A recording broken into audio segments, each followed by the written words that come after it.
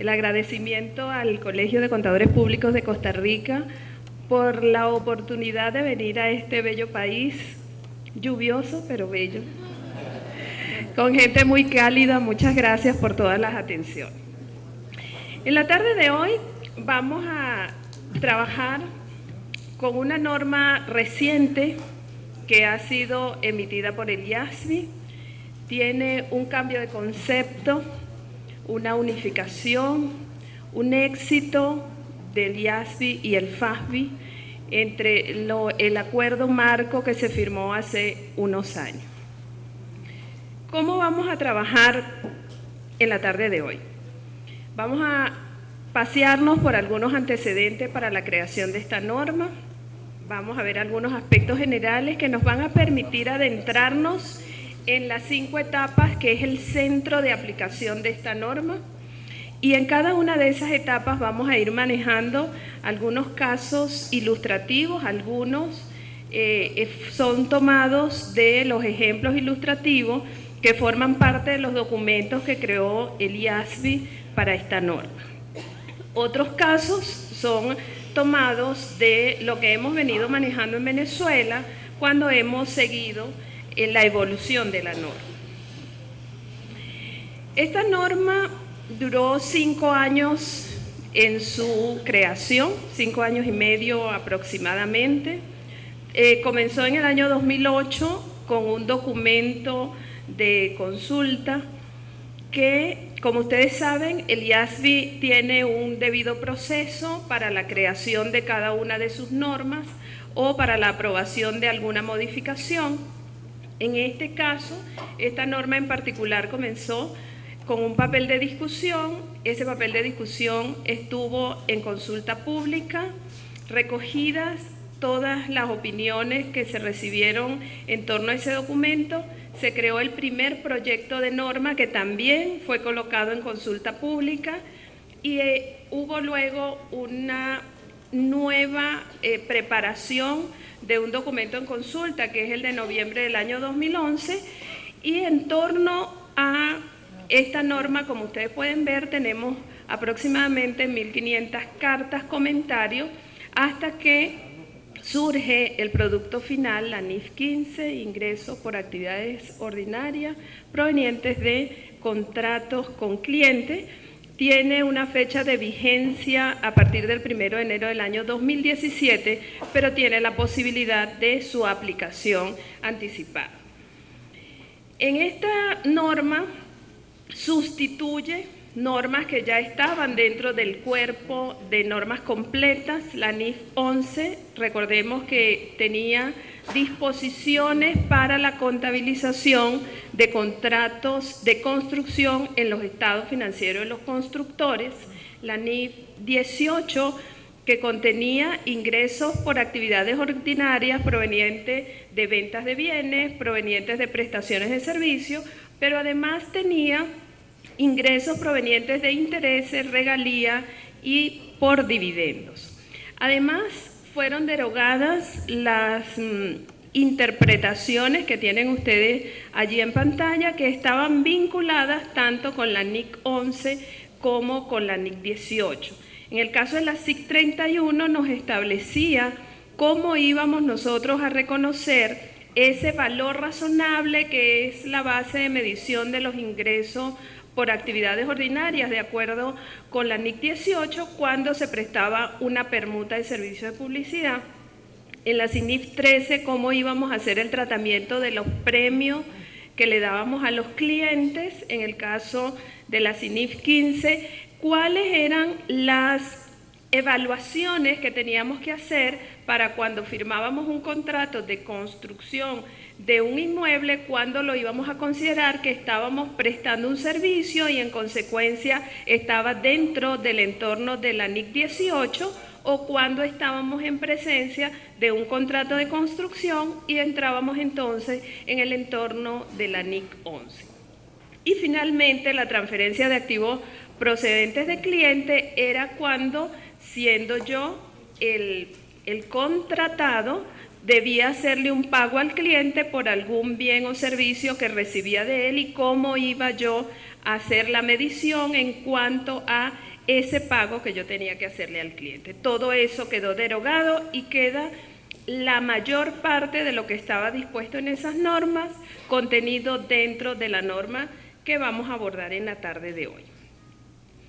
Quedan excluidas de la NIF 15 todo lo que tiene que ver con arrendamientos, todo lo que tiene que ver con contratos de seguros, todo lo que tiene que ver con instrumentos financieros, y aquí donde hago énfasis de qué fue lo que quedó fuera. La parte de intereses se va a manejar por NIF 9, todo lo que tiene que ver con inversiones estratégicas. Entonces los dividendos ya no se van a manejar por NIF 15, sino que se van a manejar de acuerdo con la norma de inversiones estratégicas que le corresponda, y por supuesto cualquier acuerdo que entre entidades se dé para el traslado de bienes o prestación de servicios que tengan como misión la atención de requerimientos de clientes que una entidad tenga en otra jurisdicción.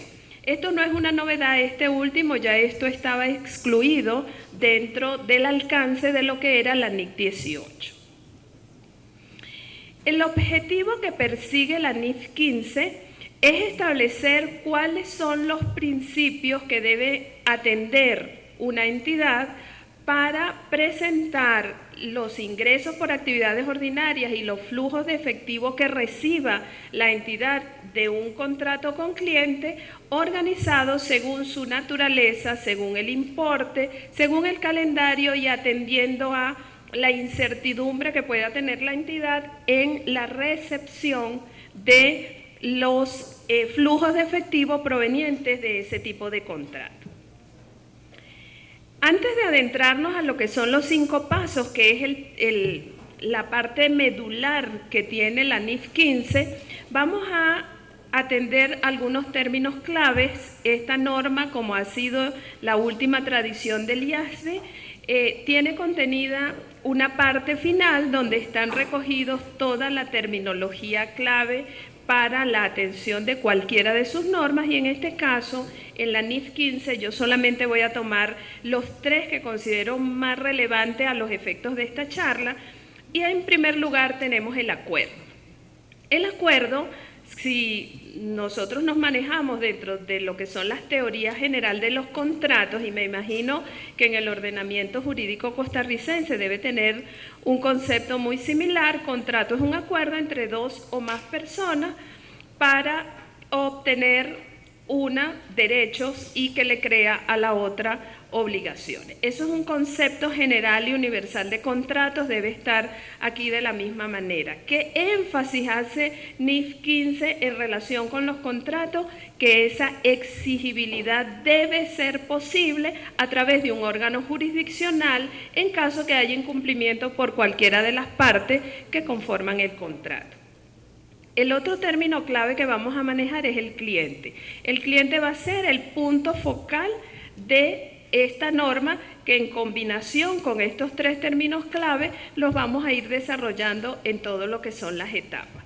El cliente va a ser quien va a recibir los bienes o servicios y a cambio de eso le va a entregar una contraprestación a la entidad. Y vamos a manejarnos siempre a los efectos de esta charla, entidad como el contratado y cliente como el contratante. Entonces ese cliente o ese contratante, esos bienes o servicios que va a exigir de la entidad deben ser bienes o servicios que formen parte de las actividades ordinarias que realiza la entidad. Y las obligaciones de desempeño, que son precisamente los bienes o servicios que están involucrados en el contrato. Esos bienes o servicios, a los efectos de la norma, y lo veremos más adelante, la norma distingue entre bienes o servicios distintos y bienes o servicios que no son distintos o que, siendo similares, ellos se van a transferir al cliente dentro de un patrón común. Y eso lo veremos ahora de seguida. Les decía que el punto medular de la norma, los efectos de su aplicación, estaba conformado por 5 etapas. Estas 5 etapas han sido planteadas por el IASBE desde el primer proyecto que se dio en diciembre del año 2008. Primero, para yo poder aplicar NIF 15 cuando tengo un contrato, para poder saber si ese contrato va a estar dentro del ámbito de aplicación de esta norma, yo lo primero que debo saber es identificar que estoy frente a un contrato con cliente. Pueden existir múltiples contratos, pero no todos ellos van a estar dentro del concepto de contratos con clientes que están en el alcance de esta norma. Entonces, lo primero que debo hacer es identificar que estoy frente a un contrato con cliente, luego debo identificar cuáles son las obligaciones de desempeño, es decir, cuáles son los bienes o servicios que se van a intercambiar. En tercer lugar, cuál es el precio que yo le voy a asignar a la transferencia de esos bienes o servicios para yo poder asignar a cada uno de esos bienes o servicios el importe que, una vez determinado cuándo cumplo, yo debo reconocer como consecuencia de ello el ingreso. Esto lo vamos a detallar uno a una de esas etapas, vamos a ir viendo un ejemplo para que vamos identificando dónde están los cambios con lo que nosotros teníamos antes. Les anticipo dos cosas. Todas estas etapas deben ser aplicadas al momento del inicio del contrato. Obviamente, la parte que usted no va a aplicar al momento del inicio del contrato es el cumplimiento, porque el reconocimiento del ingreso será una vez que se cumpla, pero usted debe saber cuándo es esa oportunidad para usted poder saber que se cumplió y que como consecuencia de ello debe reconocer el ingreso. En la primera etapa estamos en 5 condiciones concurrentes. Símil con la NIC 18, recordemos que la NIC 18 me establecía también 5 condiciones concurrentes para yo poder reconocer el ingreso por venta de bienes.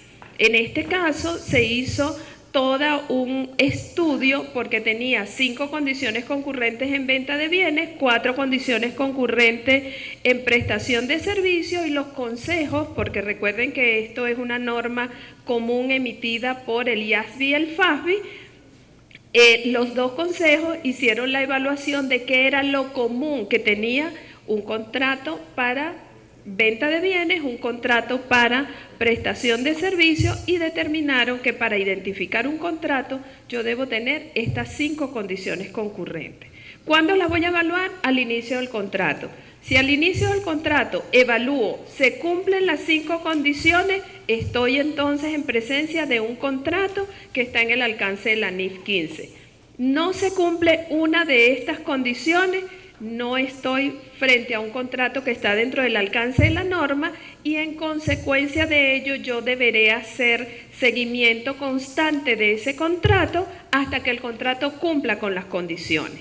Cumple con las condiciones, entonces voy a dar los pasos 2 al 5 que veremos más adelante. ¿Qué pasa si suscribo un contrato? El contrato no cumple con una de estas condiciones, pero el cliente le entrega a la entidad un importe a cuenta del contrato. Como en todos los casos que ya nosotros hemos venido manejando, ese importe recibido por la entidad debe reconocerlo como un pasivo. Hasta tanto, la entidad identifique que está dentro de un contrato que está en el alcance de NIF 15, se cubran todas las etapas, se dé por cumplida la obligación y yo pueda reconocer el ingreso. Mientras tanto, llevaré un pasivo. Esto tampoco es una novedad porque de la misma manera nosotros hemos venido manejándonos en NIC 18 y en NIC 11 cuando hemos recibido a cuenta de contratos cuando yo no había cumplido con mi obligación. En este caso vamos a mirar un ejemplo de cuáles pueden ser las condiciones del contrato. En pantalla tienen ustedes el caso de una empresa de servicio que se oferta por internet. Esta empresa presta el servicio de revisión de virus a los computadores, tiene una tarifa de 1.200 unidades monetarias por año y el interesado accede a la página web de esta entidad A, si la oferta le es satisfactoria, si cuenta con las 1.200 unidades monetarias, pues hará el procedimiento de aceptación del contrato, hace su pago vía su tarjeta de crédito y la entidad A le remite a su correo electrónico un login y una clave a los efectos que pueda inscribirse, y cada vez que el cliente accede a Internet, esta entidad A revisará su computador y hará las revisiones y limpiezas de virus en caso de que sea procedente. La pregunta es, ¿será esto un contrato dentro del alcance de la NIF 15? Y la respuesta es un absoluto sí. ¿Por qué un absoluto sí? Porque la norma no me presenta ningún tipo de limitaciones a si el contrato es verbal, si el contrato es escrito, si el contrato es digital o virtual. En el caso de los contratos se perfeccionan en el mundo jurídico por el acuerdo de voluntades. Si, por ejemplo, este fuese mi computador, yo le digo a la colega que se lo vendo, ella me dice, sí, estoy interesada en comprársela, yo le digo cuál es el precio, ella lo acepta y nosotros tenemos un contrato. No hemos firmado ningún tipo de documento, pero aquí ya hay un contrato. Me tocará a mí o le tocará a ella, en caso de que haya un incumplimiento de cualquiera de las dos, en probar ante los órganos jurisdiccionales que alguien incumplió o que la contraparte incumplió, y como consecuencia de ello activar el cumplimiento forzoso del contrato verbal que nosotros hemos suscrito en el momento en que ella aceptó el precio y que yo acepté vender. En mi país, por ejemplo, nosotros tenemos la ley de mensaje de datos y firmas electrónicas, y eso nos permite darle viabilidad jurídica similar a un contrato suscrito de manera digital y un contrato suscrito de manera física. Un contrato en papel, un documento en papel, tiene a los efectos jurídicos el mismo peso en Venezuela que un documento que yo haya suscrito vía Internet, como contratos de adhesión, tales como el ejemplo que tenemos en pantalla. El segundo paso, también un paso que se debe dar al inicio, es la identificación de las obligaciones de desempeño. ¿Cuál fue el acuerdo que nosotros llegamos y qué es la transferencia de lo que nos vamos a hacer? Yo puedo transferir un bien o puedo transferir un servicio. La norma trae una lista de, detalle de cuáles pueden ser bienes distintos. La mercancía, la prestación de un servicio de construcción, etcétera. En el párrafo 26 usted verá toda una lista de lo que se consideran bienes que son distintos. Pero la norma también entiende que en los acuerdos entre particulares pueden haber múltiples obligaciones de desempeño, y si hay una dificultad, entonces la norma me dice, mira, aquí tienes una lista que no es total ni estricta de que estas son todas los bienes o servicios que pueden ser distintos. Si hubiese dentro de un contrato alguno distinto a este y quiere saber si es un bien o servicio distinto, él debe cumplir con dos condiciones concurrentes. Primera condición, el cliente se puede beneficiar de ese bien o servicio con adicional de todos los otros bienes que pueda tener el cliente de manera particular. Ejemplo, yo le puedo entregar a una entidad una materia prima y él se va a poder beneficiar de esa materia prima en el estado natural en que yo se le entregue, porque él tiene las maquinarias que van a permitir transformar esa materia prima en producto terminado, si es que la actividad ordinaria de esa empresa es la venta de productos terminados. Esa es la primera condición. La segunda condición, y que debe ser concurrente con esta primera, es que ese compromiso de transferencia pueda ser identificable por separado. ¿Qué significa? Que yo claramente en el contrato puedo establecer que la obligación que asumí fue la de transferir una materia prima en particular para seguir manejando el ejemplo. Pero también se pueden dar casos que yo puedo tener bienes o servicios que son distintos, que pueden ser sustancialmente iguales, pero que van a tener el mismo patrón de transferencia al cliente. Y eso se da en el caso, por ejemplo, cuando yo me comprometo con usted a prestarle el servicio de construcción donde yo coloco los materiales. ¿Tengo bienes o servicios distintos? Sí. Yo tengo cemento, tengo cabilla, tengo bloques, etcétera, pero que van a tener un patrón similar de transferencia al cliente y va a ser en la medida en que yo vaya levantando la construcción. En ese caso, la norma también abre la posibilidad de que teniendo bienes o servicios que no son distintos, pero que yo no puedo identificarlos de manera separada, yo pueda hacer lo que comúnmente nosotros conocemos en la economía como combos. En ese caso, todos esos bienes reunidos me van a formar una sola obligación de cumplimiento. Y vamos a ver un ejemplo. Tenemos aquí una entidad A que tiene como principal actividad ordinaria la venta de software. Venta de software para el uso de agencia publicitaria. ¿Cómo mercadea normalmente la entidad A este intangible? En una máquina que ella también vende. Entonces la entidad vende la máquina con el software. Las dos cosas en particular. En ese caso, esa máquina con el intangible se convierte en una sola obligación de cumplimiento porque es un combo.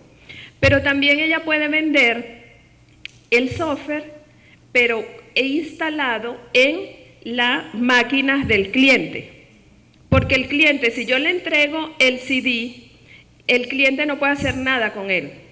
En consecuencia, únicamente el programa no es suficiente para que el cliente pueda satisfacerse. En consecuencia, no cumple con una de las dos condiciones concurrentes que comentamos hace un rato sobre los bienes distintos.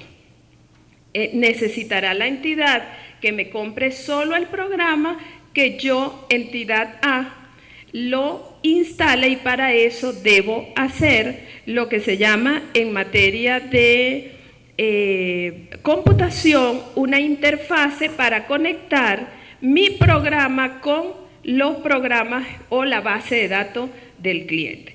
Además, este cliente también presta los servicios de migración de datos en caso de que me compren el computador con mi sistema y también el soporte técnico.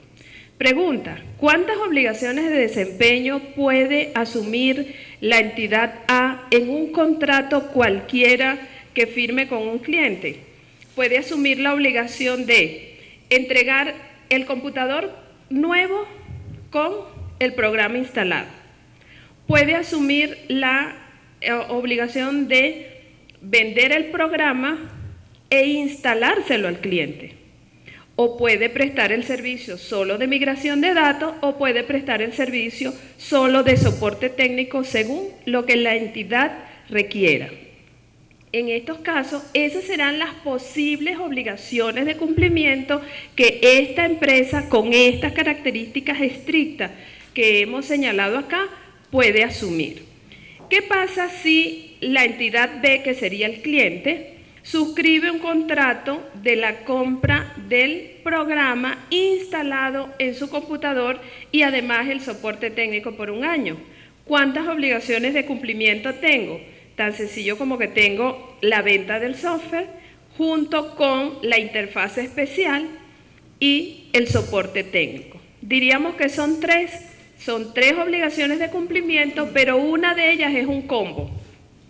El sistema con la interfase. ¿Por qué? Porque el sistema solo, ya lo comentamos, no le sirve de nada al cliente sin la interfase. no tiene el cliente la capacidad de beneficiarse de la transferencia del bien si yo se lo hiciera sin que tenga la interfase para que el programa pueda funcionar.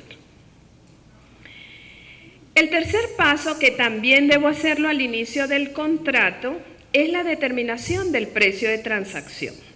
Y en la determinación del precio de transacción, si el importe es fijo, no tengo ningún problema. Yo sé y tengo certeza de la cuantía del derecho que como entidad tengo que mi cliente me transfiera siempre y cuando se cumplan las condiciones del cumplimiento de la obligación de desempeño. Pero cuando el importe es variable, y entendemos por importe variable cuando tengo en juego dentro del contrato un descuento, una penalización, un incentivo o una devolución, o cualquier otra cosa que me haga modificar el precio a lo largo del tiempo, incluso, novedad con esta norma, cuando el cliente tiene la opción que después que yo hago la entrega, él pueda hacer una revisión y hacerme una devolución, estoy en presencia de un importe variable. Y siendo variable, al inicio del contrato yo debo estimarlo. ¿Qué debo tomar en consideración? Dos posibles modelos que me suministra la norma. Primer modelo, el valor esperado. Ese modelo es recomendado cuando tengo varios contratos que están dentro de estas condiciones que tienen ustedes en pantalla y que la entidad tiene experiencia de cumplimiento, tiene estadísticas de cumplimiento. Por la misma terminología, es el valor esperado y va a ser el importe ponderado según las probabilidades de un rango, y ya lo vamos a ver con un ejemplo.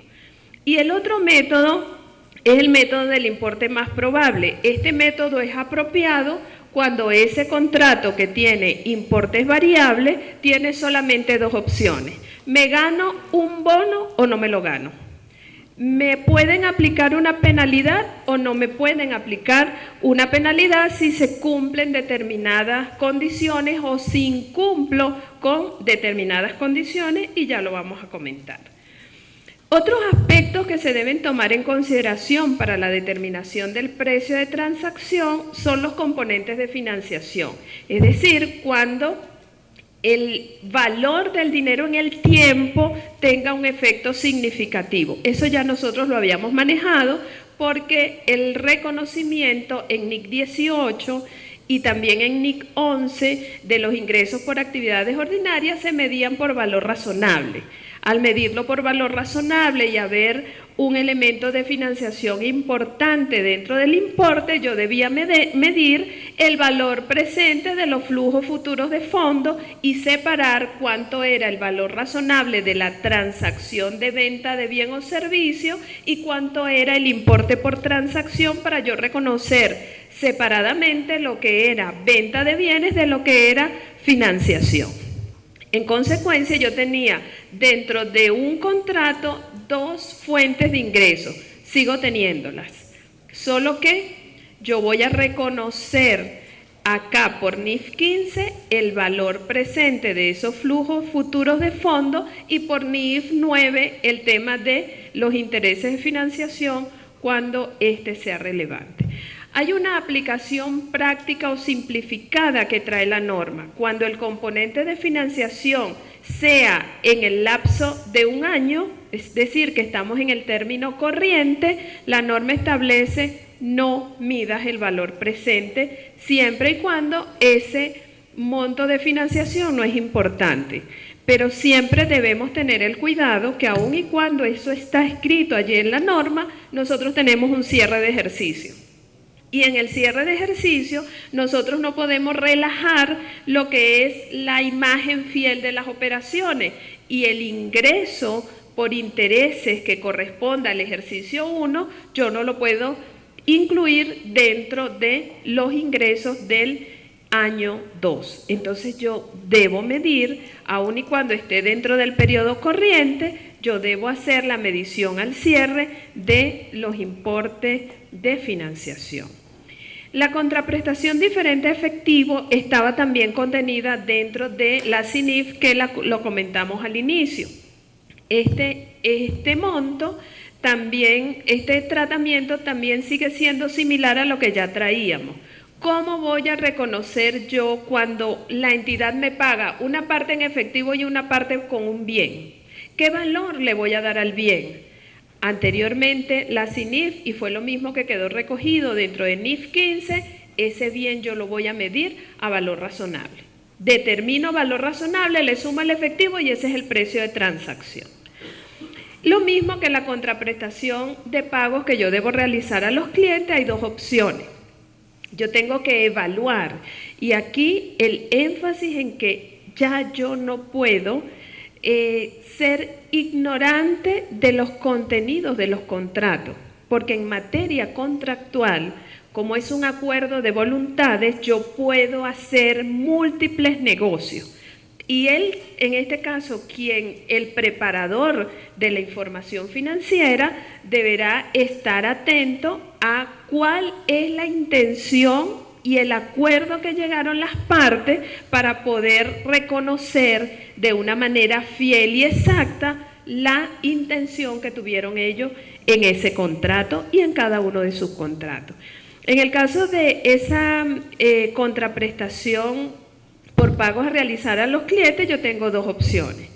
Lo que yo le pago al cliente, ¿es un costo o es una disminución del precio de transacción? ¿Quién me va a responder eso? Lo que esté establecido en el contrato, y es lo que yo debo evaluar. ¿Qué es importante cuando el importe es variable? Cuando el importe es variable, yo debo además tomar en consideración que como yo estoy al inicio del contrato, yo estoy haciendo una estimación y debo ser prudente en considerar solo aquellos importes que sepa que no se me van a revertir en el tiempo. Si yo tengo alguna incertidumbre respecto a la posibilidad que tengo de obtener alguno de los importes, ese importe yo no lo voy a considerar en el momento inicial a los efectos de determinar el precio de transacción, que de seguida vamos a ver para qué nos va a servir esa determinación. Y vamos a mirar un ejemplo de este paso número 3. La entidad A proporciona transporte a un parque temático de la zona a los huéspedes de un hotel X como parte de las atracciones que ofrece el hotel. Con base en el contrato suscrito por las partes, la entidad A se obliga a realizar 240 traslados hotel, parque, hotel por un año a razón de 20 viajes mensuales, habiéndose pactado un precio de 420.000 unidades monetarias anuales. Adicionalmente, se ha convenido un bono único anual por eficiencia y puntualidad que oscila entre 0 unidades monetarias y 60 unidades monetarias según las metas que indica el contrato. Entonces, ¿qué tengo yo acá?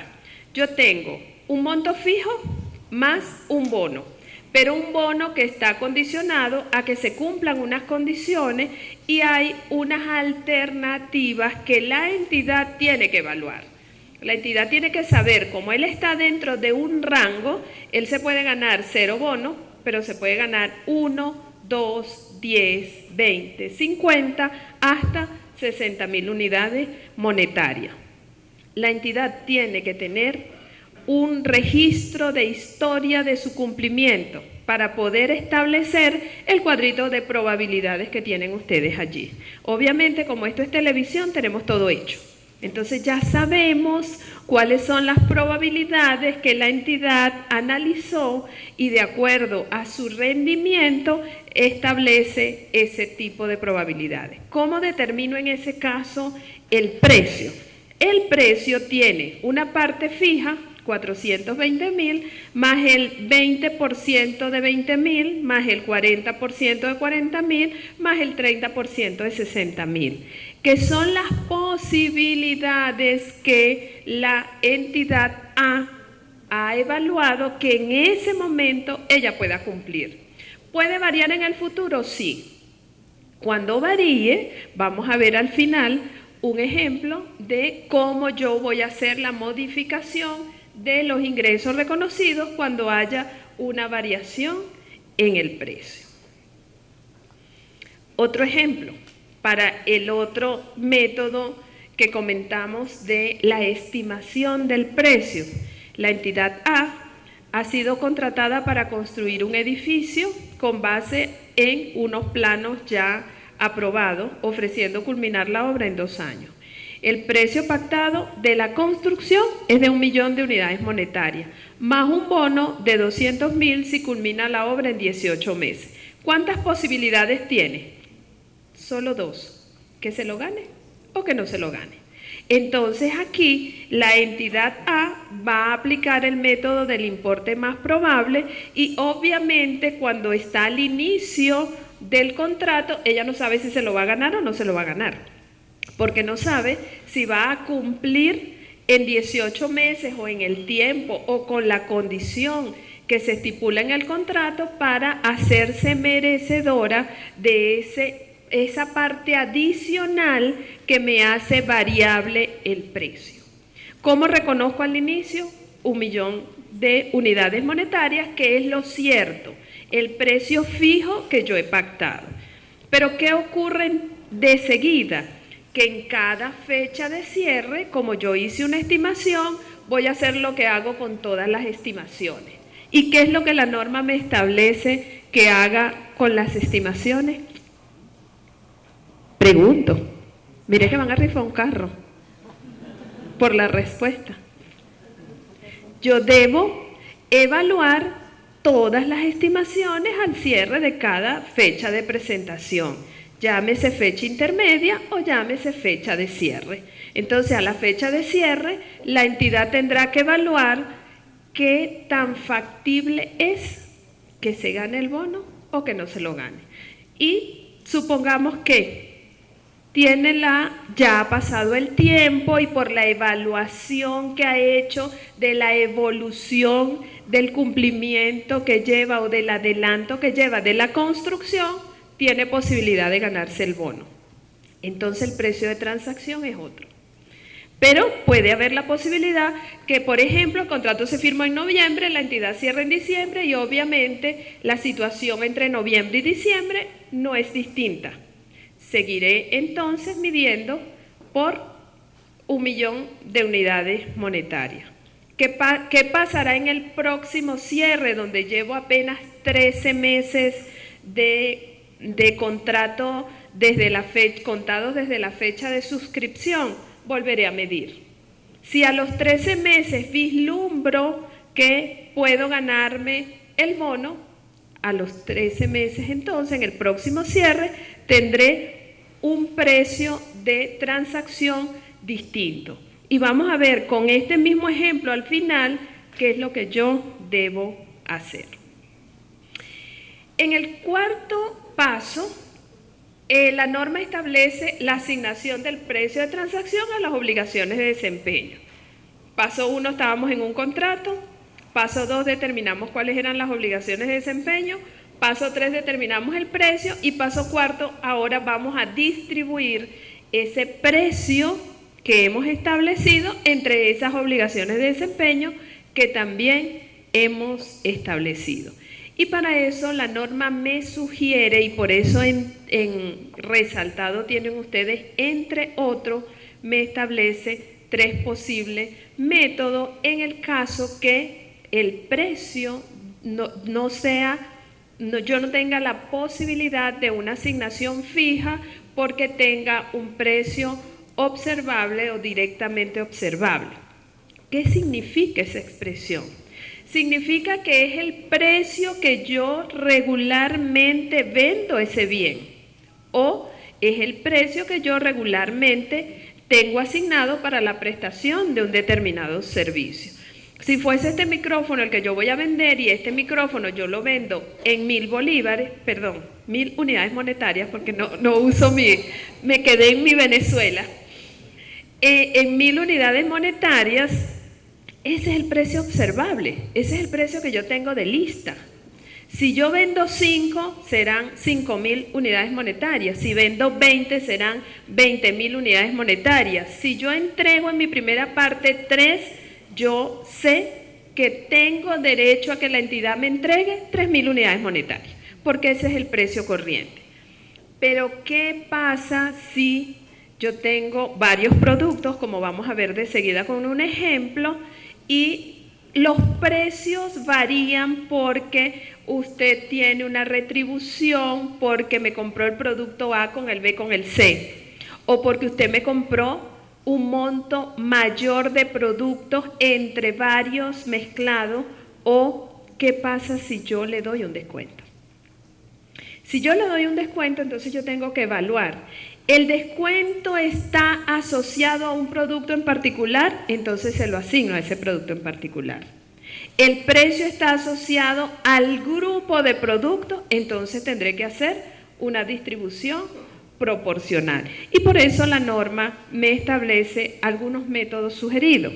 El enfoque de evaluación de mercado ajustado, cuando yo no puedo establecer cuál es el precio que debo asignar a cada una de esas obligaciones de desempeño, entonces yo voy al mercado a ver cuánto sería que están dispuestos a pagar o en cuánto se negocia en el mercado esos bienes o servicios que están dentro de ese contrato. Ese es un método.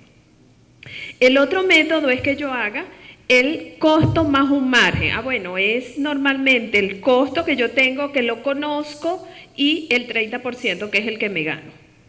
Esa es otra forma de asignar un precio. Y hay una tercera forma que establece la norma, que es el enfoque residual. ¿Qué significa? Yo tengo 3 bienes, o 2 bienes y una prestación de servicio. La prestación de servicio no es algo habitual que yo realice, no es mi actividad habitual, pero sí sigue siendo una actividad ordinaria. Yo tengo certeza del precio del bien A, tengo certeza del precio del bien B y tengo el precio total. Entonces yo distribuyo del precio total cuánto es de A, cuánto es de B y lo que quede es de la prestación de servicio. A eso es lo que se refiere la norma cuando señala enfoque residual. Veamos un ejemplo. La entidad A ha suscrito un contrato de venta de los productos A, B y C por un precio total de 100 unidades monetarias. El producto A tiene un precio observable de 50 unidades monetarias. El producto B fue estimado mediante el enfoque de evaluación de mercado ajustado, obteniendo o determinándose un precio de 25 unidades monetarias, y el producto C fue estimado mediante el enfoque del costo esperado más margen, obteniéndose o determinándose un precio de 75 unidades monetarias, que hacen un total de 150. Pero lo que vale 150 yo lo vendo en 100. ¿Cómo lo distribuyo? Lo distribuyo de forma proporcional a los precios que he determinado. Yo establezco de 150 qué porcentaje es A, qué porcentaje es B y qué porcentaje es C. Y sobre la base de ese porcentaje distribuyo el precio que otorgué. ¿Qué tengo en el fondo de esa operación? ¿Qué tengo? ¿Qué son los 50? ¿Están dormidos o no están ahí? ¿Sí están? Los 50 son el descuento, exactamente. Son el descuento que yo no he podido identificar por qué lo di. ¿Sí? Yo lo di porque usted me compró A, B y C, pero no fue porque A tuvo más peso en el descuento o en el otorgamiento del descuento que B o C o cualquiera de ellos, sino que por ser los 3 yo le otorgo un descuento de 50 y en consecuencia yo hago una distribución equitativa del descuento. Para el reconocimiento del ingreso, y ya en la última etapa, tal como les señalaba en el primer gráfico, el círculo que salió de la secuencia que veníamos de los pasos, al inicio del contrato yo tengo que determinar cuándo satisfago la obligación de cumplimiento. ¿Por qué? Porque eso me va a dar el calendario. el calendario de cuándo yo debo reconocer los ingresos. Eso es igualito como si usted es un asalariado, usted tiene su calendario de cobro, ¿sí o no? Yo no sé si aquí, me imagino que es igual, 15 y último. Y eso usted está contando los días para que llegue el 15 y el último, porque usted tiene un calendario de certeza, ¿cierto? Lo mismo exige la norma. Usted debe tener un calendario predeterminado de reconocimiento de ingresos, que va a estar sujeto ¿a qué?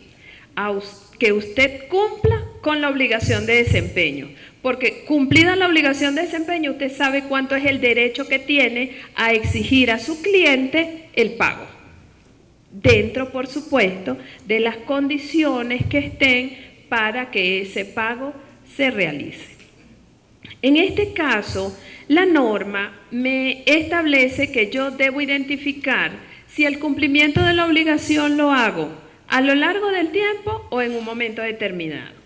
¿Qué es lo primero que usted va a evaluar? Si yo estoy dentro del cumplimiento a lo largo del tiempo.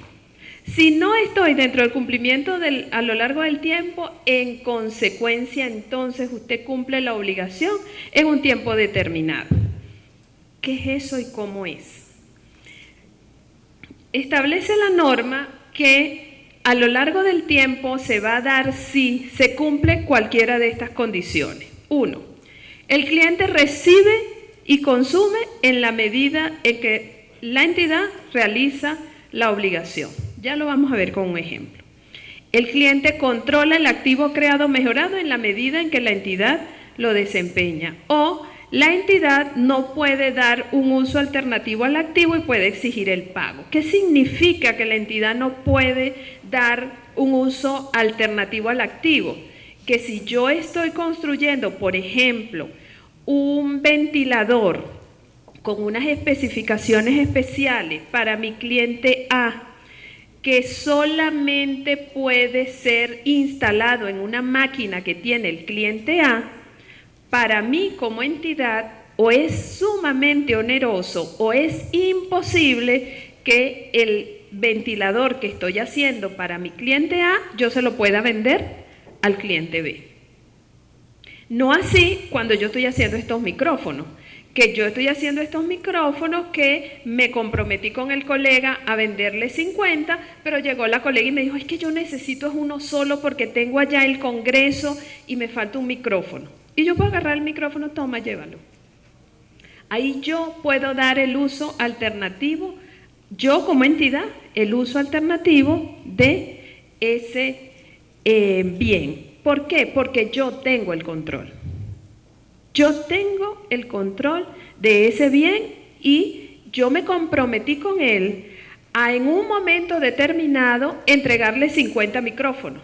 Pero yo no dije que era el micrófono que estaba construyendo el día del cumpleaños de Winston a la 1:30 de la tarde, sino simplemente 50 micrófonos, ¿sí? En este caso, cuando la obligación se cumple a lo largo del tiempo, obviamente, como tengo que hacer un calendario, yo necesito saber cuál es el progreso de la obligación de desempeño. ¿Se acuerdan cuando estábamos en NIC 11? Que yo tenía que medir cuál era la evolución que tenía el contrato. Es la misma manera. Pero aquí tengo dos posibles métodos. El método del producto, que se va a basar en el valor que para el cliente tienen los bienes y servicios transferidos versus los comprometidos. ¿Qué es eso?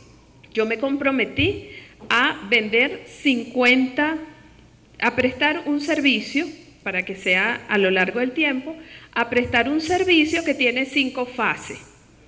Esas 5 fases yo las identifiqué como obligaciones de desempeño. Tomé el precio total y lo distribuí una parte para, o un importe para cada una de esas 5 fases.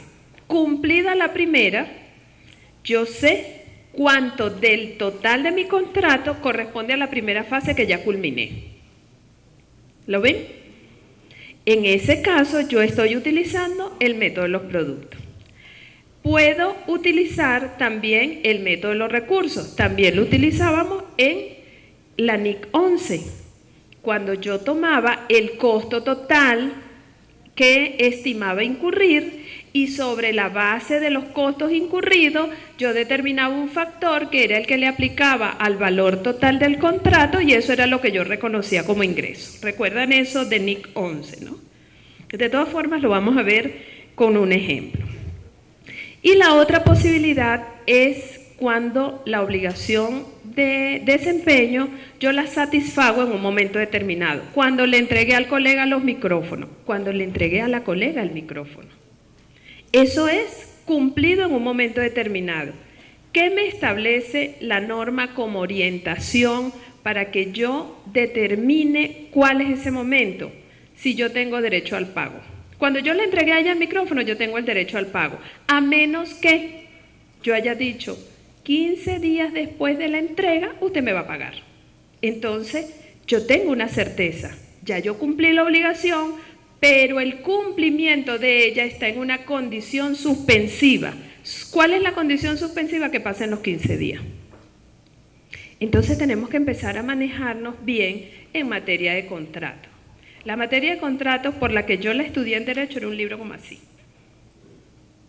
Como 700, 800 páginas más o menos de solamente materia de contrato. Entonces, pueden haber múltiples formas de contratar y en eso, yo como preparador de la información financiera, yo como el que va a reconocer, medir, presentar y revelar la imagen fiel de ese contrato, debo conocer. Entonces, ahora tengo que leer los contratos. Otra forma para determinar si estoy cumpliendo la obligación en un momento determinado, que el cliente tiene el control del activo. Y esto es el punto focal de cambio que tiene la NIF 15. ¿Qué significa control? Control significa que la entidad, en este caso el cliente, tiene la posibilidad de obtener los beneficios que se derivan de ese activo. Es decir, los flujos de fondos futuros que generan o que puedan generar ese activo. Se ha transferido la posesión física, por supuesto, del activo, el cliente tiene los riesgos o ventajas o el cliente ha aceptado el activo. Cumplida cualquiera de ellos, estoy en una obligación cumplida en un momento determinado. Y veamos unos casos. Tengo una prestación de contrato por un procesamiento de nómina mensual durante un año. Yo esta obligación la cumplo en un momento determinado o la cumplo a lo largo del tiempo. Solución, la cumplo a lo largo del tiempo. ¿Por qué? Porque el cliente cada mes lo recibe y lo consume. Ese es uno de los elementos que la norma me establece para identificar. Cuando dicto un curso de 4 horas consecutivas, lo hago en un momento determinado. ¿Por qué? Porque son 4 horas consecutivas. Hago una venta de producto con entregas parciales en un momento determinado porque aun y cuando hago entregas parciales, los bienes o servicios que me faltan por entregar son distintos a los que ya entregué. Pueden ser de la misma naturaleza, pueden ser de la misma familia, pero son otros. Los primeros que ya yo le entregué al cliente, ya él puede tener todos los beneficios y ventajas de esos primeros, ya él tiene el control. Veamos un caso de reconocimiento. La entidad E es una empresa de telefonía, inicia un plan de oferta, tiene un teléfono A sin precio, más un año de servicio por un total de 1 millón de unidades monetarias. A la firma del contrato entrega el teléfono y el servicio será facturado a lo largo del tiempo. ¿Qué hacemos en NIC 18? En NIC 18, cuando yo entrego el bien, no tengo contraprestación. En consecuencia, no reconozco ningún ingreso. ¿Qué pasa con el costo del teléfono? Forma parte del costo del contrato. Va al costo porque yo lo desincorporo al entregárselo al cliente. ¿Cómo distribuyo las 1000 unidades tributarias? En forma lineal, en la medida en que voy prestando el servicio. Eso era lo que hacíamos hasta ahora. ¿Qué nos dice NIC 18? No, espérate, tú tienes 2 obligaciones de desempeño. el bien y el servicio. Como tienes un precio total, tienes que buscar cuál es el precio identificable de cada uno de ellos. Y determinamos que es 1080. Significa que lo que vale 1080 yo lo vendí por 1000. ¿Qué di? Un descuento. ¿Qué hago? Distribuyo el descuento proporcional. Entonces voy a reconocer el ingreso por venta de bienes, en este caso el teléfono por 7407. En nuestro ejemplo, en el momento que le entrego el teléfono a mi cliente, y a lo largo de los 12 meses voy a reconocer 38,58, que es el doceavo de los 925,93, que fue lo que le asigné a la obligación de desempeño de prestar el servicio de telefonía a lo largo de los 12 meses o a lo largo del plazo del contrato. Este es el cambio focal que va a tener, o el impacto para las entidades que presten este tipo de contratos, que tengan este tipo de contratos, que es el cambio que les trae NIF 15. Posiblemente yo, o muy seguramente, voy a tener que cambiar la forma como yo venía reconociendo el ingreso. Porque ¿cuánto reconocí? 1000. ¿Cuánto reconocía antes? 1000. Pero fíjense qué naturaleza y fíjense en qué oportunidad voy a reconocer esos 1000. La norma también trae, como es natural, y en el principio de asociación de costos y gastos, una distinción o una referencia a lo que son los costos de los contratos. Y establece lo que son los costos incrementales de los contratos, que es lo que yo tengo que incurrir para poder conseguir el contrato. Ejemplo, yo voy a hacer un contrato de construcción y me piden una fianza. Eso es un costo incremental del contrato. Pero si, por ejemplo, me señalan que yo debo tener los libros actualizados y no los tengo, o debo tener el estado financiero y no lo tengo, y tengo que contratar a alguien para que haga esos estados financieros, eso no es un costo incremental del contrato, porque eso yo debía tenerlo. Tenga el contrato o no tenga el contrato, yo debo tener los estados financieros. Y los costos asociados. ¿Qué debo hacer con todo eso? Con eso yo voy a acumularlos y los voy a amortizar a lo largo de la vida del contrato. Y veamos rápidamente algunos otros aspectos para que ustedes revisen dentro de la norma. ¿Qué pasa con las combinaciones de contrato? ¿Cómo debo tratarlas? Está establecido en la norma. Las modificaciones de los contratos también está establecido en la norma. Tienen aquí un caso cuando en la modificación de los contratos se establece si el contrato se vincula o no se vincula con el contrato anterior. Si lo que yo voy a incrementar el contrato me incrementa el precio independiente, estoy en un contrato separado. Pero si está vinculado, yo estoy en un contrato que está asociado como si fuese un nuevo contrato, y yo voy a evaluarlo como elimino aquel contrato y como si estuviera en este momento suscribiendo un nuevo contrato. Y me voy a tomar unos minuticos para que veamos este caso de modificación, que es similar, que es el mismo caso, solo que aquí está completo, de la construcción. Al inicio del contrato yo tengo una obligación de desempeño, que es construir, un precio de transacción que es variable, que por el método del importe más probable, porque tengo un bono que me puedo ganar, son 1 millón de unidades monetarias, y voy a aplicar el método de los recursos. ¿Qué pasa al primer cierre? Yo hago mi evaluación y señalo que he cumplido con el 60%. ¿Cuáles son los costos incurridos? 420. ¿Cuánto es el ingreso que voy a reconocer? El 60%.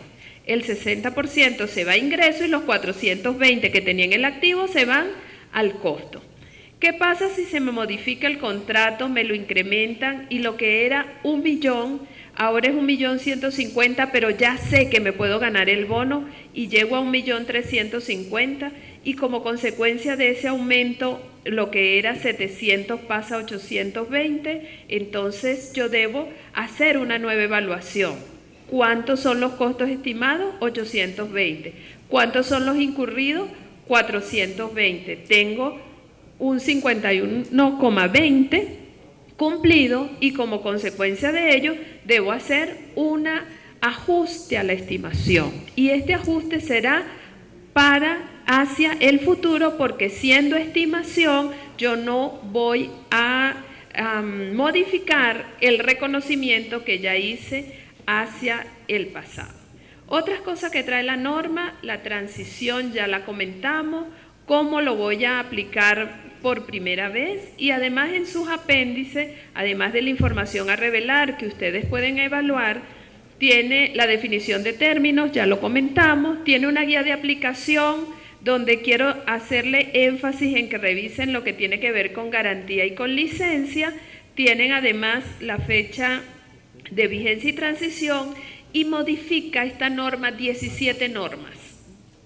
17 normas, entre ellas cuando yo voy a reconocer el ingreso, cuando yo vendo una propiedad, planta y equipo, o cuando vendo una propiedad de inversiones. Las recomendaciones finales: revisen el ordenamiento jurídico costarricense en materia de contrato, evalúen los contratos que puedan suscribir sus clientes, revise las políticas que está aplicando y evalúe la información que les suministran sus sistemas administrativos, a ver si cumple con todo lo que usted necesita, porque recuerde que 2017 parece que está muy lejos, pero está allí. Muchísimas gracias por su atención y los invitamos a que participen en los GTT de Glenis, que le ayuda a adelantarse con este tipo de normas. Muchísimas gracias.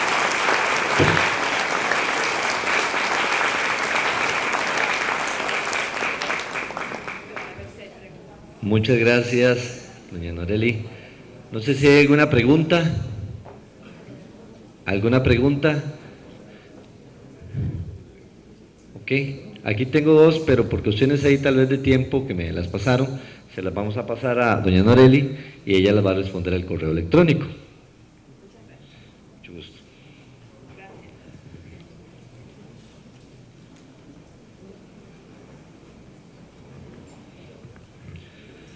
A continuación, el señor Franklin Noguera nos expondrá sobre el análisis de riesgos sobre la información financiera bajo costo 2013. Don Franklin es licenciado en Administración de Empresas con énfasis en Contaduría Pública y máster en Administración de Empresas, ambos de la Universidad de Costa Rica. Cuenta con 27 años de experiencia en las áreas de auditoría y contaduría, responsable de la División de Servicios Forenses, gestión de riesgos empresariales, control interno, auditoría interna, auditorías regulatorias para Costa Rica, Nicaragua, Honduras y República Dominicana, servicios de análisis de riesgos de las empresas, evaluación de modelos de riesgos, gobierno corporativo, diseño de sistemas de control interno y auditoría interna. Bienvenido, don Franklin.